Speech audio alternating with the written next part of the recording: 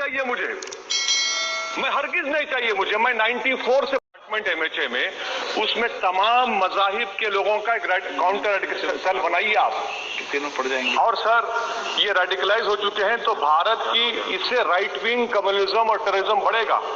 मैं आपसे अपील कर रहा हूं कि जो गलती NDA 1 में की थी आप वही करने जा रहे हैं। आपको नुकसान होगा, आपकी सरकार को नुकसान होगा, देश को तो देश की सालिमियत को खतरा तो पैदा हो रहा है। सर मैं आपके जरिए से सरकार को यह भी बताना चाहूंगा कि जिन लोगों ने ये रेडिकलाइजेशन किया है आप इस पर गौर करिए, इन पर UAPA क्यों नहीं लगाते आप? अगर कोई स्पीच देता है, अगर कोई फेसबुक पर किसी क्रिकेट मैच पर किसी टीम की तारीफ करता है तो UAPA लगता है। एक सिटिंग MP के ऊपर UAPA नहीं लगेगा सर, मैं सरकार पर छोड़ता हूं।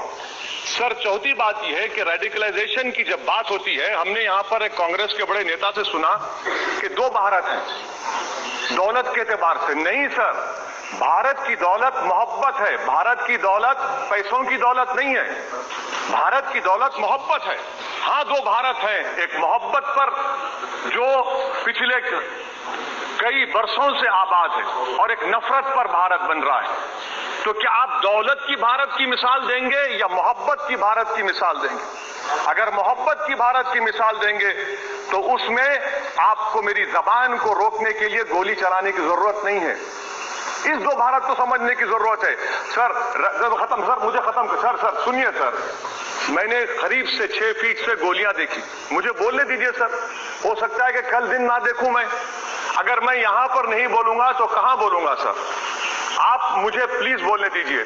सर मैं आपसे गुजारिश ये करना चाहूंगा कि आप हरिद्वार में, रायपुर में और इलाहाबाद प्रयागराज में मेरे बारे में क्या कहा कि आपके NIB की रिपोर्ट है ना, आप क्यों छुपा रहे उसको?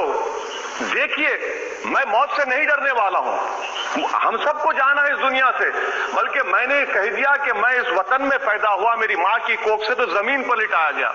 जब मेरी आंख बंद हो जाएगी तो इंशाल्लाह औरंगाबाद की जमीन मुझे दफनाया जाएगा। मगर मैं आपसे अपील करना चाह रहा हूं सरकार से सर कि जो कुछ बातें की गई हैं उसको देखिए। मैं Z कैटेगरी सिक्योरिटी नहीं चाहिए मुझे, मैं हरगिज नहीं चाहिए मुझे। मैं 94 से पॉलिटिक्स में हूं, मैं आजाद जिंदगी गुजारना चाहता हूं, मैं घुटन के साथ जिंदा नहीं रह सकता इस दुनिया में।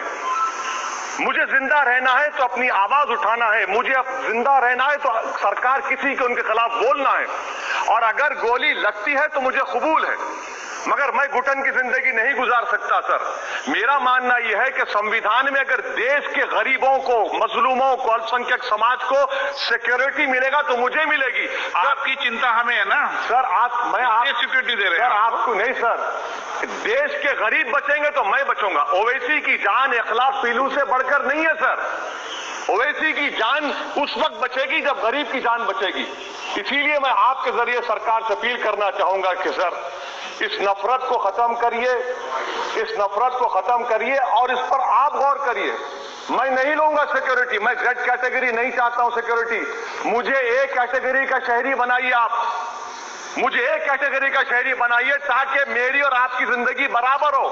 जब देश के प्रधानमंत्री पर सिक्योरिटी ब्रीच हुआ, अपोजिशन की तरफ से मैंने कहा था कि गलत हुआ, सब सेकुलर पार्टी के लोगों ने कहा कि ओवैसी तुम क्यों बोले? मैंने कहा नहीं, देश का प्रधानमंत्री मेरा है, सिक्योरिटी ब्रीच हुई तो एक्शन लेना चाहिए। मगर 4 मरतबा के MP पर कोई 6 फीट के फासले से 4 गोली चलाता है। मुझे मौत है, हम सबकी मौत है, मगर मैं इन गोली चलाने वालों से डरकर खामोश नहीं बैठने वाला हूं। और मैं दुआ करता हूं कि उत्तर प्रदेश में पूरा मन पोलिंग होगी इंशाअल्लाह। उत्तर प्रदेश की जनता गोली चलाने वालों का जवाब बैलेट से देगी, नफरत का जवाब मोहब्बत से देगी और कमजोरों को दबाने का जवाब हिस्सेदारी से देगी। मेरी आपसे गुजारिश है सर कि मुझे Z कैटेगरी नहीं चाहिए, मैं रिजेक्ट करता हूं। आप इंसाफ करिए सर, उस पर UAPA लगाइए। और इनके दिमाग कौन है? 2 लोग रेकी करते हैं, उनको मालूम कि मैं मीरठ की ठोर से आ रहा हूं उस टोल गेट पर, और 6 फीट के फासले पर गोली चलाते हैं। तो आप देख लीजिए सर, आप सरकार के हवाले, अगर आप इंसाफ करना चाहे आप इंसाफ कर सकते, मगर रेडिकलाइजेशन आपको नुकसान पहुंचाएगा और इससे राइट विंग टेररिज्म बढ़ेगा।